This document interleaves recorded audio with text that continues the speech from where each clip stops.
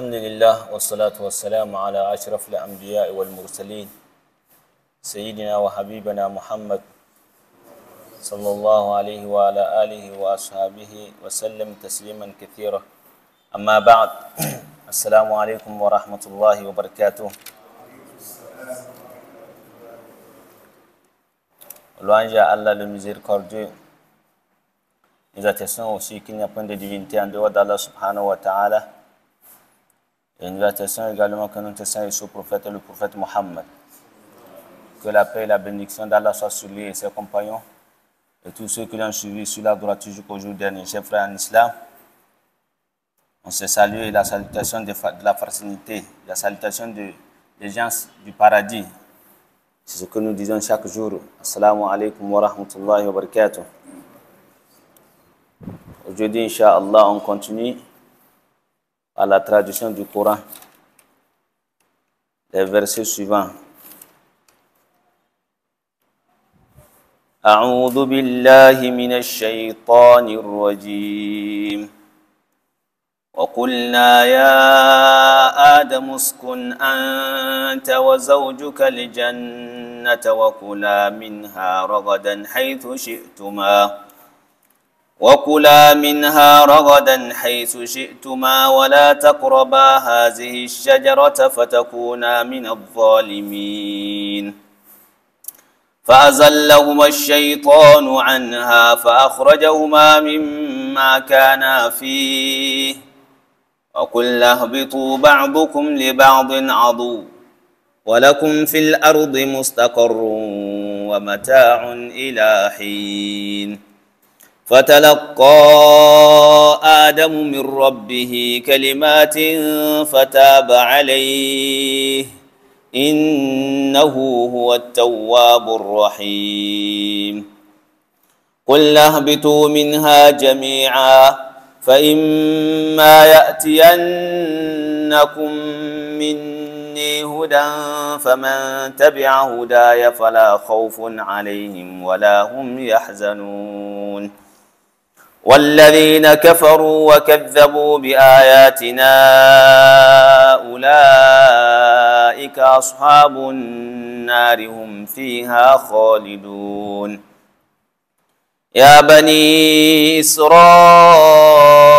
اذكروا نعمتي التي أنعمت عليكم وأوفوا بعهدي أوف بعهدكم وإياي فارهبون وآمنوا بما أنزلت مصدقا لما معكم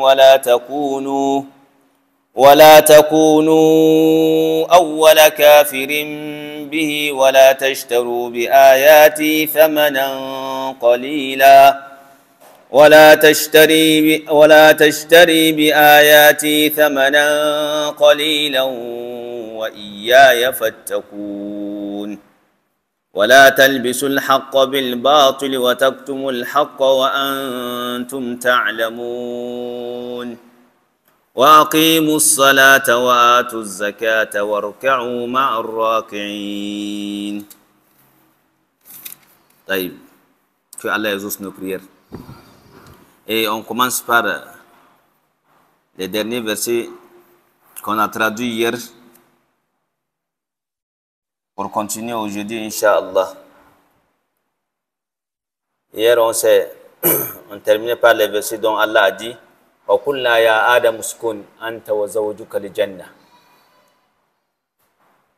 Allah a dit à notre grand-père Adam, il a dit Uskun anta wa zawjuka al-jannah. Habite toi et ton épouse dans le paradis. Après avoir créé le paradis et créé notre grand-père Adam, ce qu'il a dit وَكُلَا مِنْهَا رَغَدًا حَيْثُ شِئْتُمَا. Et mangez dans ce paradis de ce que vous voulez. حَيْثُ شِئْتُمَا. Mais وَلَا تَقْرَبَا هَذِهِ الشَّجَرَةِ. Mais ne vous approchez pas de cet arbre. فَتَكُونَا مِنَ الظَّالِمِينَ. À moins que vous n'êtes pas des injustes. qui vous dit que si vous vous approchez à cet arbre, vous serez parmi les injustes. Il a dit les injustes, selon la traduction du Coran ici. Mais si on veut regarder le mot même, Valim, celui qui s'est fait tricher. Vous serez parmi ceux qui se trichent. Allah subhanahu wa ta'ala en disant ceci, hier on en a bien expliqué en disant que c'est une forme de test que Allah a fait à notre grand-père Adam pour voir est-ce qu'il va réussir à l'exercice ou pas. Et Allah nous dit ceci, فَأَزَلَّهُمَا الشَّيْطَانُ عَنْهَا فَأَخْرَجَهُمَا مِمَّا كَانَ فِيهِ. Et c'est de là que le Satan a pu, et par aussi la volonté d'Allah subhanahu wa ta'ala, exercer de ce qu'il devait exercer pour égarer notre grand-père Adam de ce qu'il était. Et il le fait sortir de ce paradis qu'il vivait là-dedans.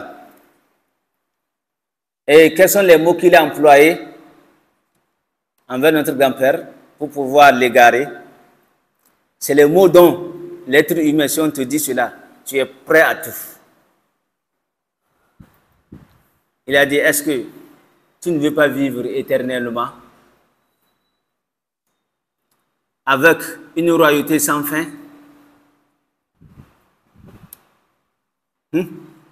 C'est les deux. L'être humain, là où il est là, s'il gagnait là où il devait, même si c'est un visa qu'on devait acheter, à ne pas mourir là, vous allez voir qu'il y en aura plus de pauvres. On devait faire toutes nos manières pour gagner cet argent, acheter ce visa, à ne pas mourir. Vous voyez? Il a dit, Adam, tu vois cet arbre-là, si tu consommes cet arbre, tu ne vas jamais, tu vas rester éternellement. Et tu auras aussi une royauté sans fin. La royauté, comme vous le savez, ici, nous sommes que des représentants. Ce petit royauté qu'on a ici, qu'on exerce, que si on en trouve, on ne veut pas laisser. Ou bien, c'est ça, c'est ce que l'être humain veut. Quand il a dit ceci, donc Adam a su que, en consommant ceci, il va vivre éternellement sans mourir. Et qu'il devait avoir une royauté qui n'a pas de fin, qui devait se jurer avec cette royauté. Et ça qui l'est poussé maintenant à consommer ce que Allah lui interdit. Et c'est de là que Allah a dit et Allah les a dit, descendez, sortez du paradis et descendez ici bas monde, sur terre. Vous serez les uns des autres des ennemis. Donc, Adam, ton ennemi serait lui, celui qui t'a fait sortir du paradis. C'est le Satan. Et c'est de là que nous vivons. C'est pourquoi chaque temps, à chaque moment que nous lisons le Coran, on dit A'udhu billahi minash shaitanir rajim. On demande à Allah subhanahu wa ta'ala de nous éloigner, de nous épargner contre lui, le Satan, qui est à l'origine de notre sort du paradis. Sinon, on devait être dedans jusqu'à présent. Vous voyez, c'est lui qui est l'origine. Donc, on devait prier chaque moment que Allah nous épargne contre le Satan. Et Allah nous dit ceci, vous avez ici sur terre une vie mustaqarrun que vous allez vivre durant la période de votre vie. Du coup, au moment que Allah va vouloir replier cette terre. Et sans toutefois oublier, vous savez que ici bas monde, à la fin, nous vivons ici bas monde, mais sachant que notre vie même a un fin, et c'est de même aussi que la terre aussi a un fin, c'est le monde. Et Adam, en tant qu'être humain, il a reconnu de ce que le tort qu'il a fait. Donc il va chercher à se ressaisir. Et Allah aussi, par sa miséricorde, lui a aussi donné aussi les mots. Comment faut-il se ressaisir auprès d'Allah subhanahu wa ta'ala et se repentir. C'est de là que Allah a dit فَتَلَقَّى آدَمُ مِنْ رَبِّهِ كَلِمَاتٍ فَتَابَ عَلَيْهِ. Et Adam a reçu des mots envers son Seigneur, qu'il a employé de ces mots, فَتَابَ عَلَيْهِ, et qui s'est repenti auprès d'Allah subhanahu wa ta'ala, et Allah a accordé sa repentance. Allah dit ceci, car lui, Allah, innahu huwa tawwabur rahim. Ceci est le seul roi qui détient la repentance de l'être humain, qui peut accorder ou bien agréer la repentance de l'être humain, et c'est lui aussi le très miséricordieux. Donc il dit, cela aussi nous enseigne, chers frères en islam, que l'être humain n'est pas épargné. Nous, comme ça, nous ne sommes pas épargnés de la tentation du Satan, qui peut toutefois aussi nous égarer, qui peut toutefois aussi nous amener à faire du mal, à faire des péchés. Au même moment qu'on le fait, qu'on sache qu'il y a un Seigneur, un roi, un maître qui peut toutefois nous accorder notre repentance. Si on se repent envers lui, il va nous accorder cela. Donc que cela ne nous gêne pas. Si tu te retrouves dans une localité ou bien dans un lieu où tu as déjà péché, sois reconnaissant de ce que tu as fait. Tu as fait ce que tu as fait du mal. Le mal est que ce qu'on dit, on se dit que la chose est interdite. Le Coran interdit, Allah a interdit, le prophète Mohammed sallallahu alayhi wa sallam a interdit, que l'islam a interdit cela. Qu'on le sait et on veut nous faire croire au fond de nos cœurs que cela n'est pas interdit. C'est ça qui est le malheur. Mais en faisant le péché, que tu sais que cela, tu as péché envers Allah subhanahu wa ta'ala, il faut te repentir directement. Après avoir fait, il faut te repentir. Allah est prêt à agréer ta repentance. Que Allah agrée nos repentances aussi. Et Allah nous dit ceci, وَقُلْنَا اهْبِطُوا مِنْهَا جَمِيعًا فَإِمَّا يَأْتِيَنَّكُمْ مِنِّي هُدًى فَمَنِ اتَّبَعَ هُدَايَ فَلَا خَوْفٌ عَلَيْهِمْ وَلَا هُمْ يَحْزَنُونَ. Et descendez tous ici, sur terre. فَإِمَّا يَأْتِيَنَّكُمْ مِنِّي هُدًى. J'envoyerai une guide auprès de vous. فَمَنِ اتَّبَعَ هُدَايَ. Et tous ceux qui vont suivre cette guide. Et ce guide, c'est quoi? D'autres savants ont dit que c'est le prophète Mohammed sallallahu alayhi wa sallam. D'autres ont dit que c'est le Coran. Mais quand on dit le prophète Mohammed sallallahu alayhi wa sallam, qui a enseigné le Coran, c'est lui. Donc il est venu avec quoi? Il est venu avec le Coran, qui veut dire que c'est les deux à la fois. C'est les deux à la fois. Il dit faman tabi'a hudaya, tous ceux qui vont suivre cette droiture, cette guide, fala khawfun alayhim, qui n'ont pas de peur envers eux de là où ils vont. Wala hum yahzanun, et ils n'ont pas de haine de ce qu'ils vont laisser ici bas monde. Cela veut dire quoi, chers frères en islam? Qui n'ont pas de peur envers eux en allant là où ils vont, vers leur fin, qui est la mort. Parce que souvent, on a peur de la mort. Pourquoi? Parce qu'on ne sait pas ce qui est caché. On ne sait pas ce que nous devons voir. Est-ce nos prières que nous faisons, nos bonnes œuvres que nous faisons, nos adorations que nous faisons, est-ce que cela a été agréé? Point d'interrogation. On le souhaite quand même. Et on fortifie au fond de nos cœurs que cela serait agréé. Mais la certitude n'est pas complète. Ou bien, si on savait tous ici qu'on devait mourir en même temps directement rentrer au paradis, qui ne peut pas vouloir mourir? On devait même se précipiter envers cela. Mais, je ne dis pas feu rouge, mais il y a un feu jaune là-bas. Il faut ralentir. On sait qu'on va partir, mais tu n'es pas pressé pour aller. Parce que tu ne sais pas. Est-ce tes bonnes œuvres que tu as fait, ça dépasse les bonnes œuvres, tes péchés que tu as fait dépassent les bonnes œuvres?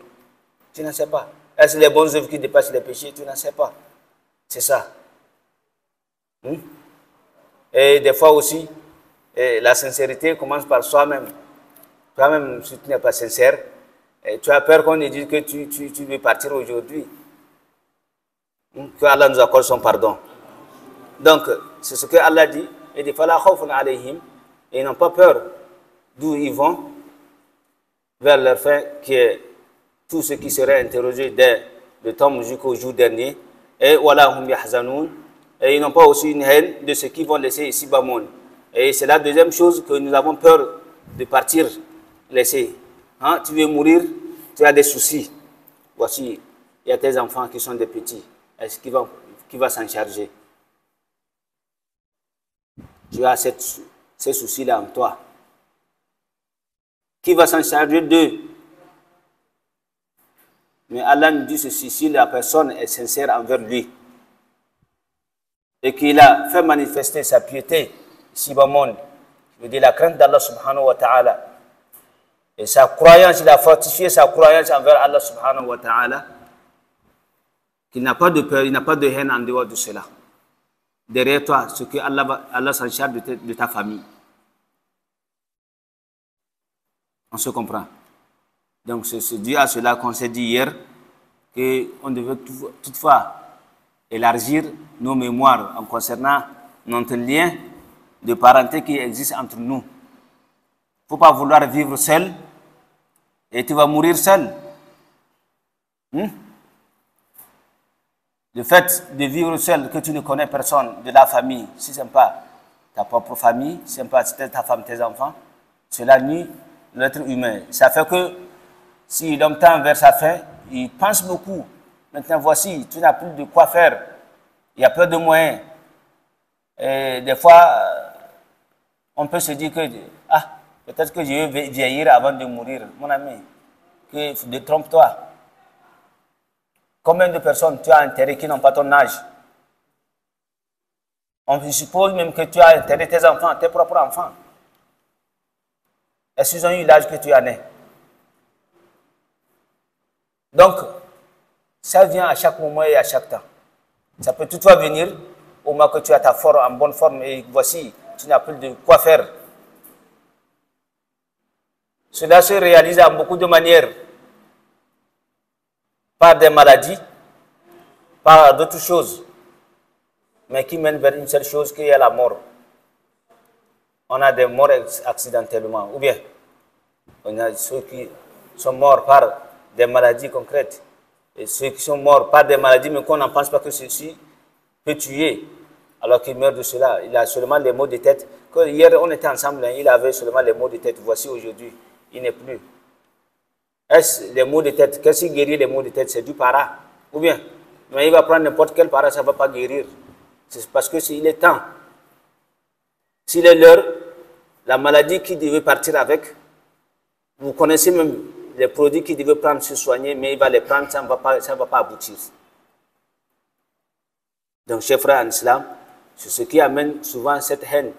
En voulant partir, maintenant tu penses, voici, tu n'étais pas en harmonie avec la famille.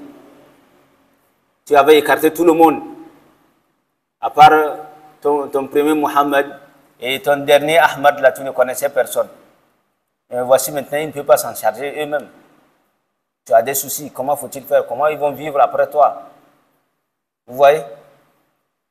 Alors que si tu avais cette tendance de jurer ce que tu en es avec la famille,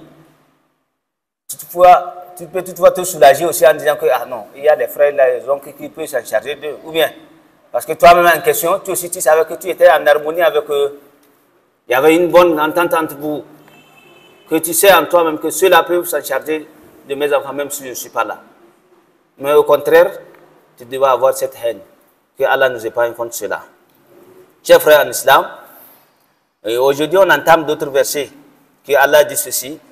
وَالَّذِينَ كَفَرُوا وَكَذَّبُوا بِآيَاتِنَا أُولَٰئِكَ أَصْحَابُ النَّارِ هُمْ فِيهَا خَالِدُونَ. Allah dit ceux, وَالَّذِينَ كَفَرُوا, ceux qui ont mécru, وَكَذَّبُوا, et ils ont démenti بِآيَاتِنَا, nos versets, de ce que nous avons révélé auprès du prophète Muhammad sallallahu alayhi wa sallam. Allah nous dit أُولَٰئِكَ أَصْحَابُ النَّارِ, ceux-là sont ceux de feu de l'enfer. Hum fiha khalidun, et ils demeurent là-dedans éternellement. Qui veut dire le demeure d'un mécréant, c'est le feu de l'enfer. Chers frères en islam, ces genres de versets nous donnent la même réponse que un frère me demandait ici dans la mosquée, ou bien que ceux qui vont mourir dans le mois de Ramadan, qui ne sont pas des musulmans, leur sort. Donc, un mécréant, il n'a pas de récompense auprès d'Allah subhanahu wa ta'ala s'il n'y a pas le feu de l'enfer. Mais qu'allons-nous dire, les mécréants qui sont ici, bas-monde, qui font du bien, ils font du bien, ils aident, même ses parents, ses frères, ses oncles, ils font un bon comportement, ils font une bonne harmonisation entre eux, ils les aident plus. Et ces gens, comment faut-il faire? Et sachez, frères en islam, tout mécréant qui fait du bien sera récompensé ici bas monde. C'est de là que Allah les récompense ici bas monde. Mais le jour dernier, il n'a rien comme récompense. C'est pourquoi celui qui est musulman, qui n'a pas la sincérité envers lui, qui fait toutes choses, il ne le fait pas à cause d'Allah subhanahu wa ta'ala, qui le fait seulement à la vue des gens, que les gens se disent que oh, celui-là fait du bien, celui-là il est généreux, celui-là il est comme ça. Les gens vont le dire. Nous allons tous le dire. Mais qu'est-ce que tu as auprès d'Allah subhanahu wa ta'ala? Celui qui devait te récompenser, tu n'auras rien auprès de lui. C'est pourquoi il y a des versets qu'il a cités, que وَقَدِمْنَا إِلَى مَا عَمِلُوا مِنْ عَمَلٍ فَجَعَلْنَاهُ هَبَاءً مَنْثُورًا. Que le jour dernier, nous allons amener tout ce qu'ils vont faire comme du bien. L'entassé, ils verront cela sous forme de montagnes, des bonnes œuvres qu'ils ont fait ici bas monde. Mais compte tenu de ce qu'ils avaient au fond de leur cœur, qui n'ont pas la sincérité, qui ne faisaient pas ça à cause d'Allah subhanahu wa ta'ala, et Allah dit que فَجَعَلْنَاهُ هَبَاءً مَنْثُورًا. On les fait devenir sous forme d'une cendre. On va les faire éparpiller dans l'air. Donc, cela serait éparpillé comme on éparpille aussi le cendre dans l'air. Ça part comme ça pour un gros zéro. Pourquoi? Ça manque de sincérité. Donc, c'est le sort des mécréants que Allah nous épargne contre la mécréance. Chers frères en islam, et en dehors de cela maintenant, et Allah a commencé maintenant par ces versets à parler des Juifs. Il dit Ya bani Israël, Ya bani Israël, اذكروا نعمتي التي أنعمت عليكم وأوفوا بعهدي أوف بعهدكم وإياي فارهبون. Il dit oh, vous les enfants d'Israël. Israël, le mot Israël, c'est le nom des grands-pères des prophètes, comme Yaqub alayhi salam. Yaqub, Nabi Allah Yaqub, le prophète Yaqub, c'est lui qui est appelé Israël. C'est lui qu'on appelle Israël. C'est pourquoi le prophète Muhammad sallallahu alayhi wa sallam, dans un hadith, il a dit ceci.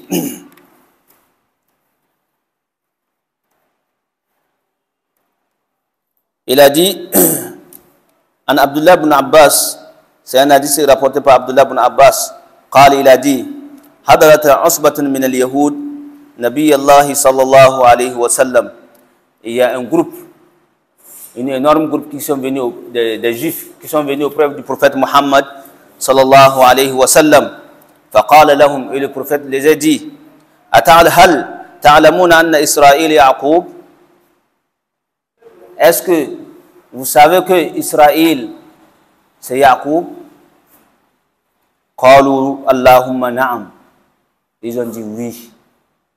Et le prophète a dit, فقال النبي صلى الله عليه وسلم اللهم اشهد. Oh Allah témoigne. Donc il veut dire Israël c'est Yaqub alayhi salam.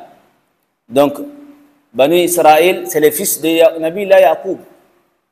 C'est les descendants de Nabi Allah Yaqub qu'on appelle Bani Israël. Donc Allah a dit ceci, Ya Bani Israël, اذكروا نعمتي التي أنعمت عليكم. اذكروا, rappelez-vous de ma grâce que je vous ai accordée. ni'mati allati an'amtu alaykum. Rappelez-vous de ma grâce que je vous ai accordée. Quelle est cette grâce? Il y a un verset qui a cité cela. Ya qawmi dhkuru نعمة الله عليكم إذ جعل فيكم أنبياء وجعلكم ملوكا وآتاكم ما لم يؤت أحدا من العالمين. Donc, cette grâce que Allah les a accordée est citée par un autre verset qui Allah dit ceci. Ya qawm, oh vous, rappelez-vous de ma grâce que je vous ai accordée, car j'ai mis parmi vous les prophètes. Bon nombre de prophètes étaient parmi les Juifs, Bani Israël. Et je vous ai rendu aussi des rois. Vous avez des rois parmi vous. Et je vous ai donné aussi, je vous ai accordé une grâce que je n'ai jamais accordé à l'humanité.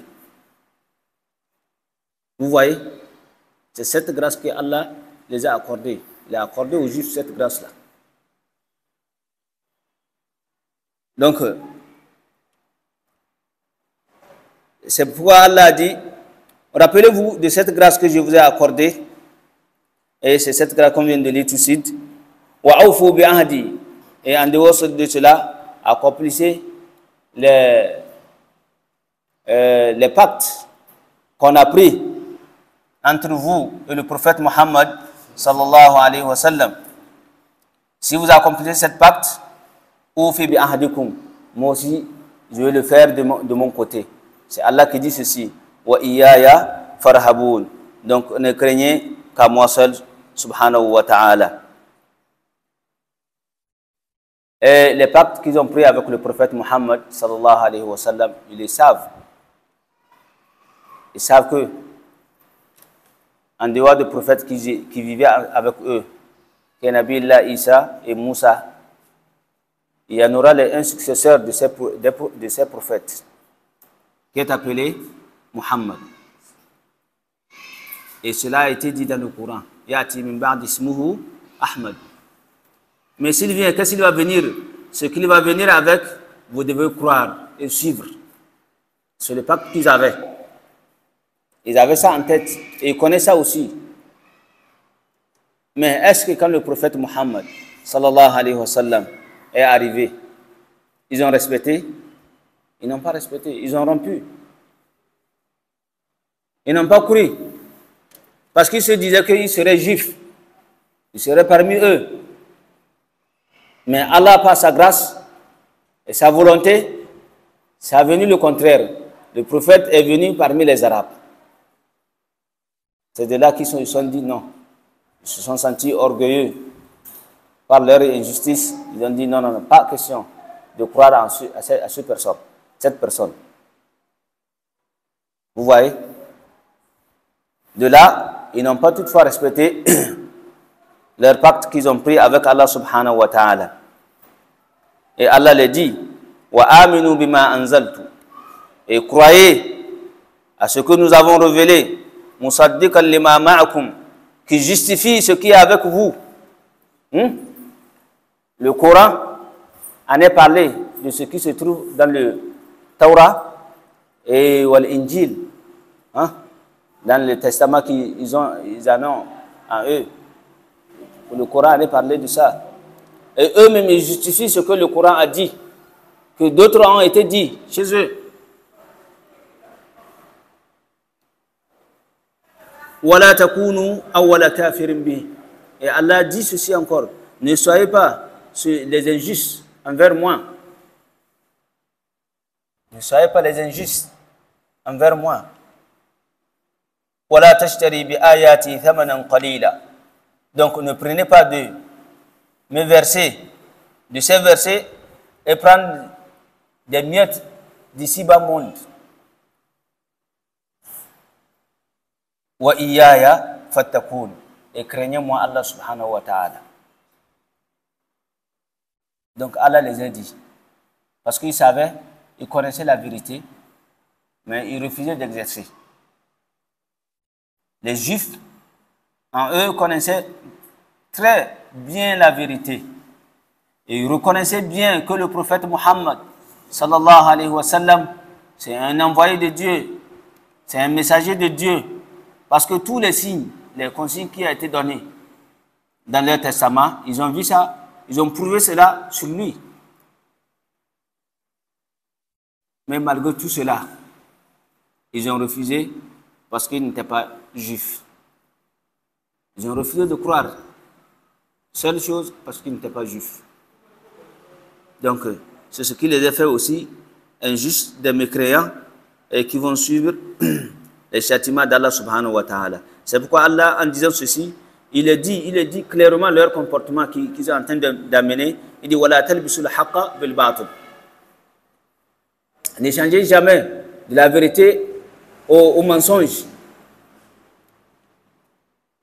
Donc, ceux qui voient auprès du prophète Muhammad, sallallahu alayhi wa sallam, qui est la vérité, ils cherchent maintenant à changer cela contre leur mensonge. Et Allah a dit ça, وَلَا تَلْبِسُوا الْحَقَّ بِالْبَاطِلِ وَتَكْتُمُونَ الْحَقَّ.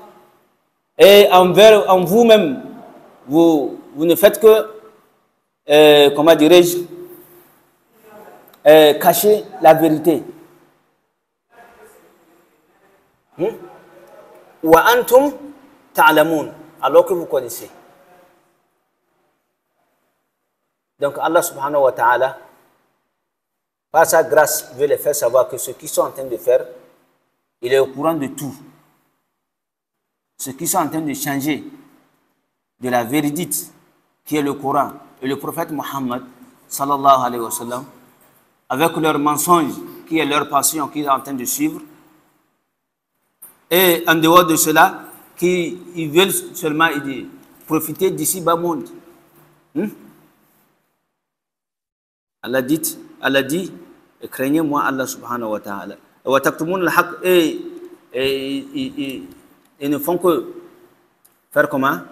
Cacher la vérité. Wa taktumun al-haq. Et vous en cachez la vérité, alors que vous le connaissez.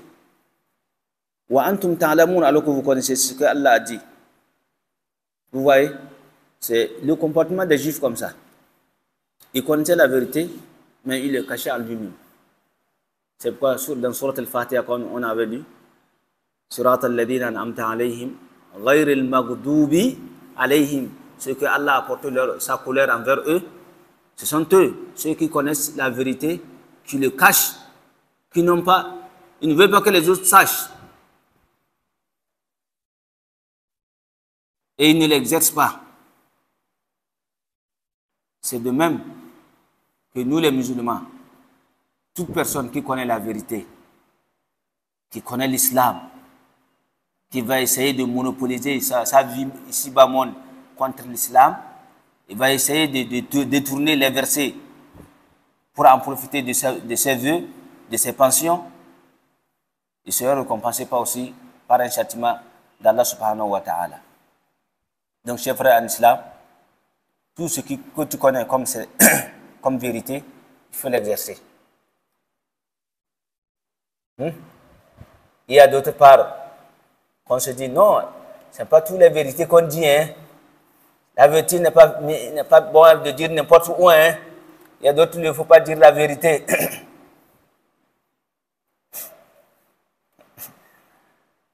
La vérité est bon n'importe où. N'importe où. Mais c'est la manière de dire.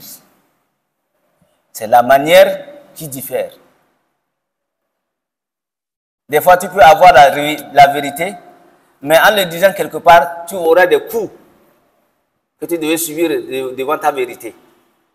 Et quelqu'un va en venir, qui va venir derrière toi ou bien après toi, dire les mêmes mots, on va l'applaudir. Ça dépend de sa manière. La manière d'exercer cette vérité, c'est ça maintenant qu'on cherche maintenant encore. Ou sinon, la vérité est nette d'être dit n'importe où. Et vous allez voir même dans le Coran, ذَلِكَ بِأَنَّ اللَّهُ هُوَ الْحَقِّ. Allah dit, ذَلِكَ بِأَنَّ اللَّهُ. Sachez que Allah هُوَ الْحَقِّ, c'est lui la vérité. Donc, en exerçant la vérité, Tu essaies. Mais la manière d'exercer cette vérité, c'est ça qui juge. On se comprend. Et on devait tirer ces leçons aussi auprès du prophète Muhammad, sallallahu alayhi wa sallam, que vous en connaissez l'histoire du prophète. Quand il est venu premièrement, il a commencé par sa famille. En dehors de cela, ses amis, ses proches. On se comprend. Et il faisait tout cela en cachette. Malgré que c'est un prophète. Tout ce qu'il disait, ça provenait d'Allah subhanahu wa ta'ala. Mais il ne s'est pas dit, oh, comme je suis prophète, laisse-moi aller dire ça devant tout n'importe qui que ce soit. Il a pris un temps en voulant manifester cette vérité. Il fait jure de cette vérité qu'est l'islam. Il a pris 3 ans, faisait ça même en cachette. En parlant par ses proches, ses amis, un à un. Voici tel. Après avoir reçu cela, il a commencé maintenant à dire ça à haute voix. Mais dès le premier jour, s'il commençait devant tout le monde à dire non, comme ça vient d'Allah subhanahu wa ta'ala, donc il faut dire, c'est la vérité, il faut dire. Il devait dire peut-être qu'il serait assassiné. Mais Allah subhanahu wa ta'ala, par sa grâce, qui veut nous enseigner comment faut-il réussir dans toutes choses, même si tu es sur ta vérité, il faut suivre des procédures. C'est des procédures qu'il faut suivre. C'est pourquoi nous les prédicateurs, souvent, on va d'autres lieux, on nous renvoie, ou bien tu n'as pas la bienvenue dans ce lieu, parce que tes mots que tu mènes, ce sont des vérités, mais est-ce l'occasion d'amener cette vérité là-bas? Ce n'était pas le moment. Et que si tu veux amener ça, ce n'est pas à son temps, tu ne seras pas la bienvenue. Et bon nombre aussi, comme vous le savez, ici au Togo, Dieu merci, hein, nous ici au Togo, on n'a pas cette politique ou bien cette chose. Nous sommes tous unis. Et vous ne verrez jamais un malin ou un prédicateur qui va aller prêcher quelque part qu'on le renvoie. Jamais. Mais d'autres pays, toi-même en question, on va t'interroger, d'où viens-tu? Tu es là pour prêcher, à moins qu'ils se patientent jusqu'à ta fin, qui vont commencer maintenant à te châtier, ça c'est autre chose. Il y a d'autres même qui n'arrivent même pas à patienter dès que tu commences.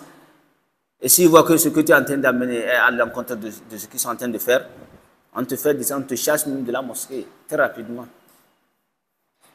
Et vous le savez mieux que moi. Mais au Togo, Dieu merci, on n'a pas ça. Mais d'autres pays, on a ça. Et ici aussi, ce que nous devons savoir, chers frères en islam, j'en ai parlé d'autres fois, tout ce que nous menons, tout ce que nous devons faire, il faut chercher à connaître ça d'abord. Il faut chercher à connaître la chose. Est-ce que c'est conforme à l'enseignement du prophète Muhammad, sallallahu alayhi wa sallam, avant de l'exercer? Sinon, tu vas vouloir faire du bien, au même moment, en faisant du mal. Au fond de ton cœur, tu vas vouloir dire que Wallah, tu es sincère, on voit vraiment que tu es sincère. Tu le fais à cause de Dieu. Mais compte tenu de cette ignorance qui se trouve en toi, que tu n'as pas arrivé à chercher à savoir est-ce que ce que tu veux faire, le prophète a enseigné, l'islam accorde cela. Vous voyez? Avant de le faire. Sinon, tu fais la chose en toi que tu as fait ça à cause de Dieu, mais tu n'as pas de récompense.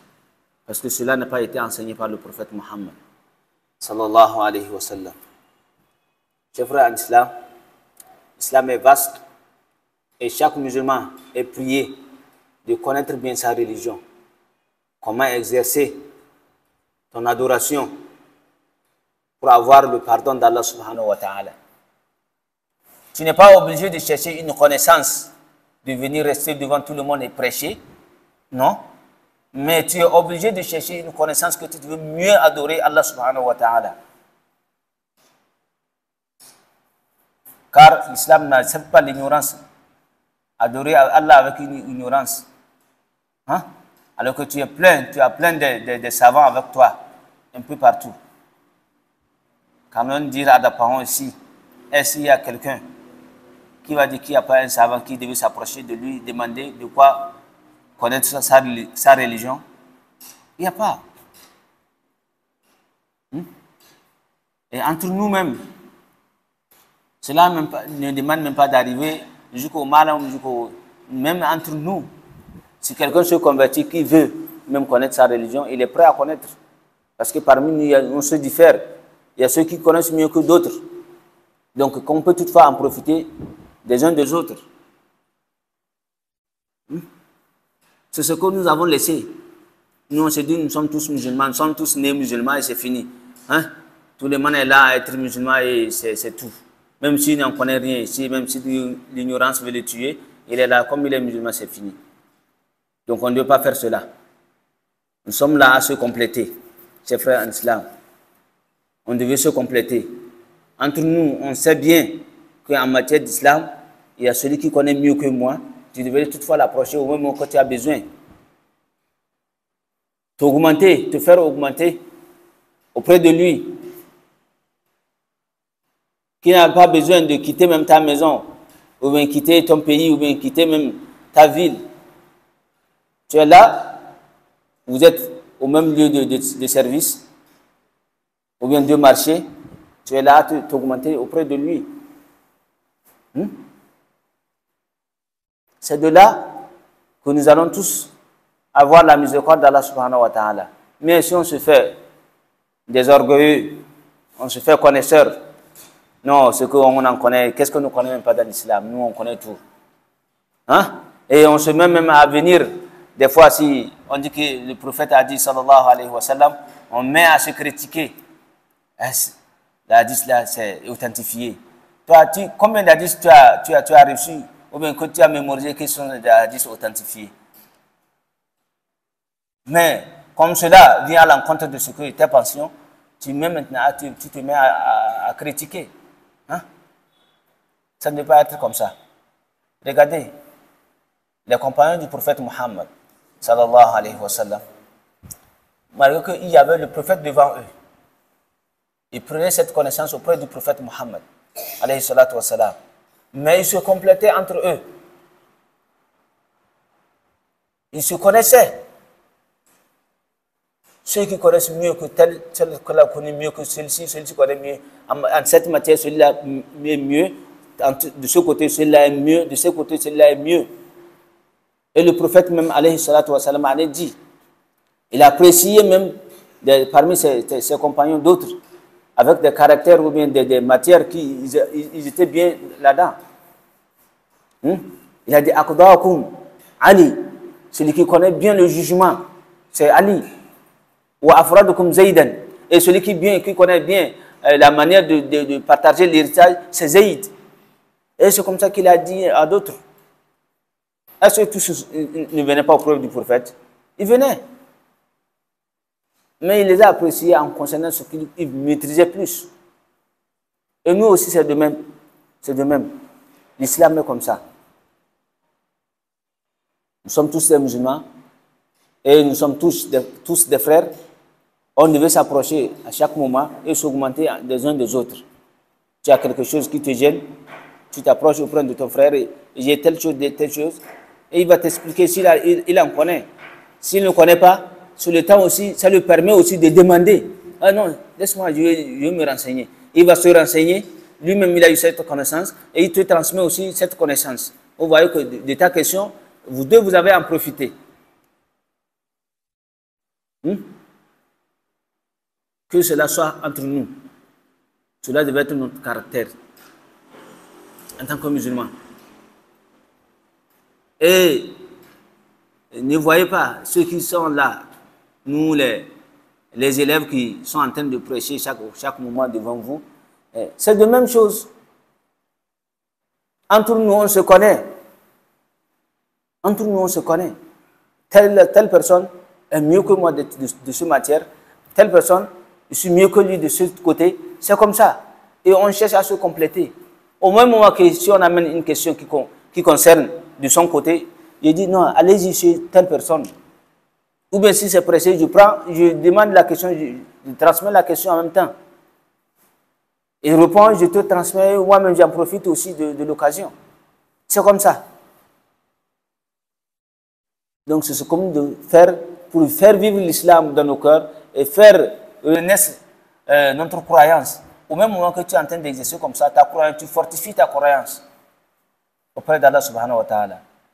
Et ta bénédiction aussi se multiplie. Parce que tout ce qui a été enseigné par quelqu'un, ou bien c'est toi qui l'as enseigné, au même moment qu'il exerce, il est récompensé, et toi qui l'as enseigné aussi est récompensé. Le prophète en a dit, Ad-dar al-khayri kafa'ili, tout celui qui a doigté sur un bienfait, que les gens exercent, il est aussi récompensé comme les mêmes. Vous voyez?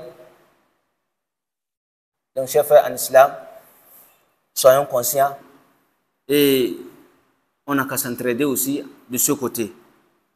On va finir par le verset qui dit, Allah dit, wa aqimus salah wa atuz zakah wa raka'u ma'ar raqi'in, et accomplissez la salat et acquittez la zakat wa raka'u et procernez ma'ar raqi'in, avec ceux qui se procèdent.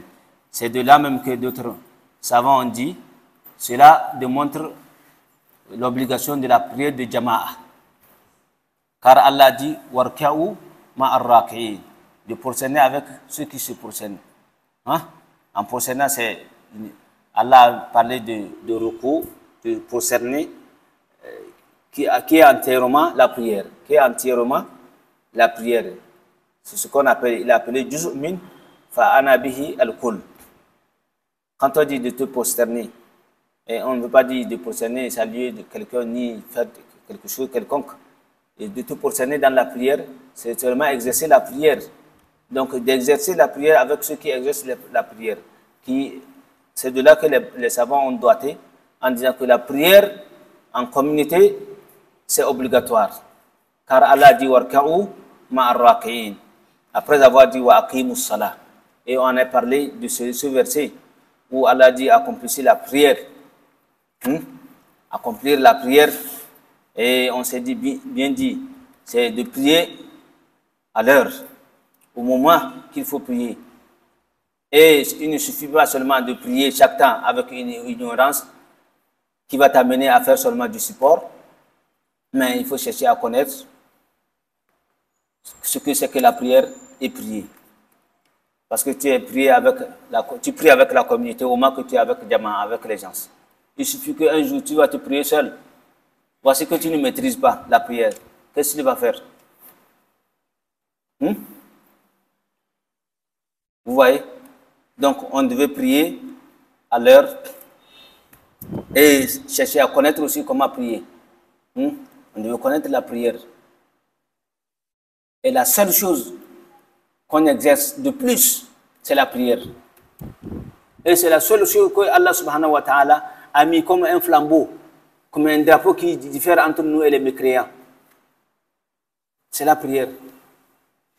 Il a dit, le prophète Muhammad sallallahu alayhi wa sallam a dit, Al-ahad alladhi baynana wa baynahum as-salah.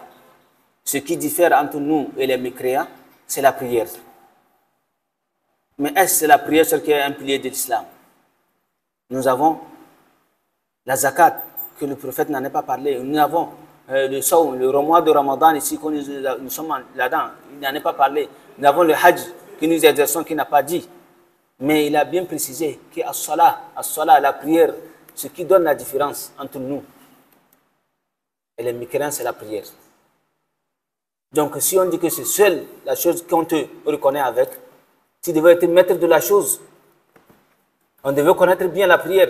La seule chose qu'on devait maîtriser, que cela même n'a pas besoin qu'on en demande de plus, c'était la prière. Mais malheureusement, Est-ce ce qui se passe entre nous? Est-ce ce qui est là entre nous? La prière, que Allah nous accorde son pardon. Que Allah nous accorde son pardon. Malgré que c'est cela qu'on exerce chaque jour, il y a d'autres, même si on le demande, la prière de Zuhr, à combien de rakat, il serait incapable de le dire. Quand on dit ce genre de personnes, s'il trouve une difficulté dans sa prière, est-ce qu'il sera capable de corriger? Oui. Alors que c'est ce que nous exerçons tous. Chaque jour, on a 5 prières que nous devons faire. Obligatoirement. Tu le fais. Et voici que tu pries aussi. Tu pries. Alhamdulillah. Avec Jama'a, tu as accordé. Allah a agréé. Et tu es récompensé. Mais il suffit qu'un jour, il y a un empêchement. Que tu vas prier seul. Cette prière, qu'est-ce qu'on devait dire? Ça serait une prière ou bien un support?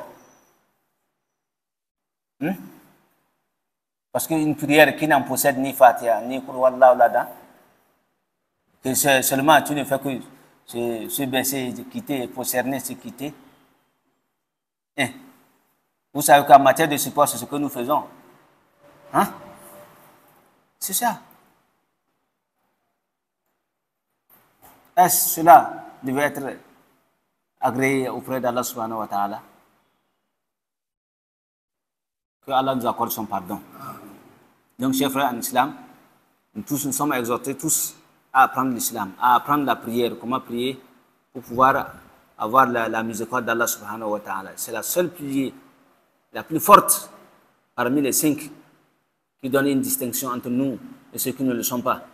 Et que nous devons se réjouir de connaître la prière. Digne de toi-même en disant que toi, tu es musulman, tu connais ce que c'est que la prière et tu sais aussi exercer la prière. Au même moment que tu le connais, que tu cherches aussi à faire connaître ta famille, tes enfants, ta femme, tes enfants, et suivre, voir, est-ce qu'ils exercent en dehors de toi. Ils prient, si tu n'es pas là, tes enfants, est-ce qu'ils prient? Ta femme, est-ce qu'ils prient? La femme entend chez ses parents, le responsable, c'est ses parents. Mais après avoir sorti de ses parents, avec un acte de mariage qui est avec toi dans un foyer conjugal, tu deviens le responsable de cette femme. La responsabilité revient à toi, que tu devais chercher à savoir si elle sait bien prier, qu'elle exerce. Si tu n'es pas là, elle prie. Une femme en priant va toutefois exhorter à ses enfants de prier. Elle va demander que ses enfants prient, même si tu n'es pas là. Même si elle en question ne prie pas, qu'est-ce qu'elle va dire à propos des enfants? Qu'elle serait capable de dire à l'enfant d'aller prier, alors que l'enfant même voit que maman aussi ne prie pas? C'est difficile. Et voici, regardez si la maman prie, même les petites là. Souvent, sur le tapis que la maman prie, elle aussi elle prend la voile de la maman, elle vient, vous voyez qu'elle fait des choses, des mouvements que la maman fait.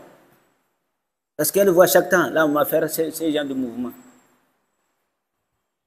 Nos jeunes petits, ils voient les prières surrogatoires que le père fait dans les maisons, les nawafil qu'il est en train d'exercer dans la maison, dans la chambre. L'enfant voit, s'il vient aussi, tu vas le voir, il prend le chapeau même de son père, il porte, il vient, il fait comme ça, Allahu Akbar. Parce qu'il voit. Mais si cela ne se fait pas, nous ne sommes pas en mesure de les enseigner et nous les exerçons aussi pas, on ne le fait pas à la maison, comment faut-il dire à l'enfant de faire? Donc, chers frères en islam, soyons conscients et cela devait être notre devoir. S'il le faut, si nous avons quels moyens emporter, qui va s'en charger de les enseigner, qu'on le fasse. C'est cela qui existait avant. Je ne veux pas dire maintenant. Maintenant, il y a ça, mais c'est peu par rapport à avant. Avant, par jour, tu auras 5 à 4, au moins, si tu n'as pas de 2, 3 coups de fil. Madame, je cherche un élève, cherche-moi un élève pour enseigner ma famille, pour enseigner ma femme, pour enseigner mes enfants. Oh, mais maintenant, là, fif. Mais tu peux toutefois couler l'année. Personne ne va t'appeler et dire que... Et alors que tu sais que la famille ne fait que s'accroître. Ça s'augmente ou bien ça diminue. De jour en jour, la famille augmente. Ce qu'on devait chercher plus, on ne le cherche plus. Parce qu'on s'est fait connaisseur. C'est rare de voir ceux qui ont des élèves qui enseignent dans leur maison. Parce que tu n'as pas le temps de le faire. Tu n'as pas aussi les idées de chercher qui va enseigner. Alors que cette responsabilité te revient. Que Allah nous assiste tous. Et que Allah nous aide tous à exercer ce devoir. Souvent, celui Satan, il va te dire que tu n'as pas le temps. Tu n'as pas le temps. Va y chercher de quoi manger. Hein? C'est le manger seulement qui suffit. Tu vas le faire manger et non qu'à sans connaître l'islam. Et après toi, est-ce que tu vas vouloir qu'on prie sur toi, pour toi? Tu vas vouloir qu'on invoque Allah pour toi? Chers frères en islam, tu vas vouloir? Mais si tu n'as pas voulu, si tu ne veux pas là, d'accord. Mais si tu veux, il faut chercher les traces. Celui qui ne connaît pas l'islam, comment faut-il exercer? Comment il va savoir que, oh, à chaque moment, c'est mon devoir de prier sur mon devoir. C'est à moi de prier, hein, d'invoquer Allah pour mon père qui est décédé. Mais tu ne l'as pas fait, parce que tu n'avais pas le temps. Tu es parti aussi, lui aussi, il a quitté, il n'a pas de temps. Vous voyez? Ce que tu devais en bénéficier plus, tu n'auras pas. Parce que tu as quand même les invocations des frères, des fidèles musulmans, hein, qui disent Rabbana, hein? Rabbana kfir lana wa li ikhwanina alladhina sabaquna bil iman. Tu as au moins cela où tu en trouves, ça vient. Mais celui que tu devais en profiter direct, chaque jour. Si c'est un ventilateur, que ça devient un climatiseur là. Tu l'as laissé rester sur une seule panne. Hein? Le ventilateur même qui ne tourne pas, stable. Peut-être que c'est vers la droite que ça soufflait, qui se refait, mais le gauche se chauffe. Vous voyez? Que Allah nous pardonne tous. Que Allah exauce nos prières et qu'il nous fait aussi des musulmans et des croyants, qu'on puisse exercer notre islam et qu'il nous fortifie le cœur et notre croyance de telle manière qu'on va pouvoir aussi exercer notre devoir envers nos familles. Que Allah nous accorde cela. Chers frères, il est 17h, l'heure de la fermeture de notre tafsir. S'il y a des questions à poser, qu'on le fasse. S'il n'y en a pas aussi, on fait les invocations et quitte, Inch'Allah.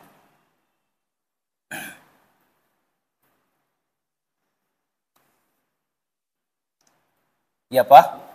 طيب, que Allah exauce nos prières. اللهم أحسن عاقبتنا في الأمور كلها وأجرنا من خزي الدنيا وعذاب الآخرة توفنا مسلمين ولحقنا بالصالحين برحمتك يا حي يا قيوم يا رب العالمين. اللهم اقسم لنا من خشيتك ما تحول به بيننا وبين معصيتك ومن طاعتك ما تبلغنا بها جنتك ومن اليقين ما تهون به علينا مصائب الدنيا ومتعنا اللهم بأسمائنا وأبصارنا وقوتنا أبدا ما أحييتنا واجعله وارث منا واجعل ثأرنا على من ظلمنا وانصرنا على من عادانا ولا تجعل مصيبتنا في ديننا ولا تجعل الدنيا أكبر همنا ولا تجعل الدنيا أكبر همنا ولا مبلغ علمنا ولا تسلط علينا من لا يخافك فينا ولا يرحمنا برحمتك يا حي يا قيوم يا رب العالمين. ربنا آتنا في الدنيا حسنة وفي الآخرة حسنة وقنا عذاب النار. وصل اللهم على نبينا محمد وعلى آله وأصحابه الأخيار وسلم تسليما كثيرا. سبحان ربك رب العزة عما يصفون وسلام على المرسلين والحمد لله رب العالمين.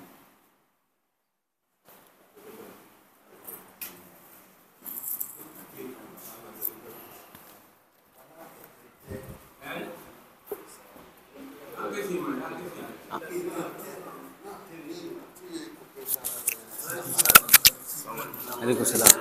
Alhaji Hassan. Alhaji Hassan. Ka zo. Amin.